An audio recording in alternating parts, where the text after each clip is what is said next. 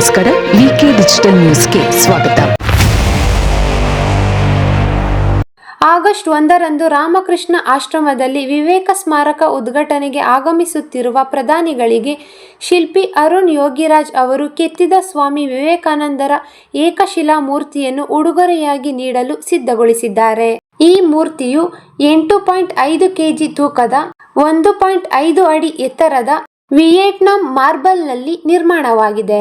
August 1ರಂದು ಪ್ರಧಾನಿ ಮೈಸೂರಿಗೆ ಭೇಟಿ ನೀಡಲಿದ್ದಾರೆ. ಈ ವೇಳೆ ಪ್ರಧಾನಿಗೆ ಬಲರಾಮನ ಮೂರ್ತಿ ಕೆತ್ತಿದ ಶಿಲ್ಪಿ ಅರುಣ್ ಯೋಗಿರಾಜ್ ಅವರು ವಿಶೇಷ ಉಡುಗೊರೆಯೊಂದನ್ನು ನೀಡಲಿದ್ದಾರೆ ಎನ್ನಲಾಗಿದೆ. 15 ದಿನಗಳ ಅವಧಿಯಲ್ಲಿ ಅರುಣ್ ಯೋಗಿರಾಜ್ ಈ ಮೂರ್ತಿಯನ್ನು ಕೆತ್ತಿರುವುದು ವಿಶೇಷವಾಗಿದೆ.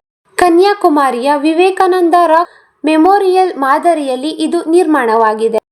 ಅಲ್ಲದೆ ಪ್ರಧಾನಿ ಅವರು ಸುಲಭವಾಗಿ ಕೈಯಲ್ಲಿ ಹಿಡಿಯುವಂತೆ 10 ಕೆಜಿಯೊಳಗೆ ಮೂರ್ತಿ ವಿನ್ಯಾಸ ಮಾಡಿರುವುದು ವಿಶೇಷ.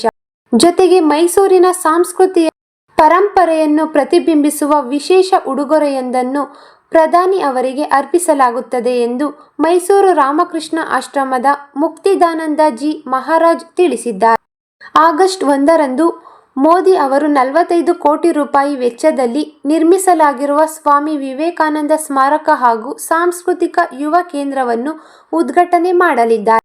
ಸ್ಮಾರಕ ಉದ್ಘಾಟನೆಯ ಬಳಿಕ ಪ್ರಧಾನಿ ಮೋದಿ ಅವರು ನಗರದಲ್ಲಿರುವ ಶ್ರೀ ರಾಮಕೃಷ್ಣ ಆಶ್ರಮಕ್ಕೆ ಭೇಟಿ ನೀಡಿ ಸ್ವಾಮಿ ವಿವೇಕಾನಂದರ ಪ್ರತಿಮೆಗೆ ಪುಷ್ಪ ನಮನ ಸಲ್ಲಿಸಲಿದ್ದಾರೆ ಎಂದು ವರದಿಗಳು ತಿಳಿಸಿವೆ. ಇದು ಈವರೆಗಿನ ಸುದ್ದಿಗಳು.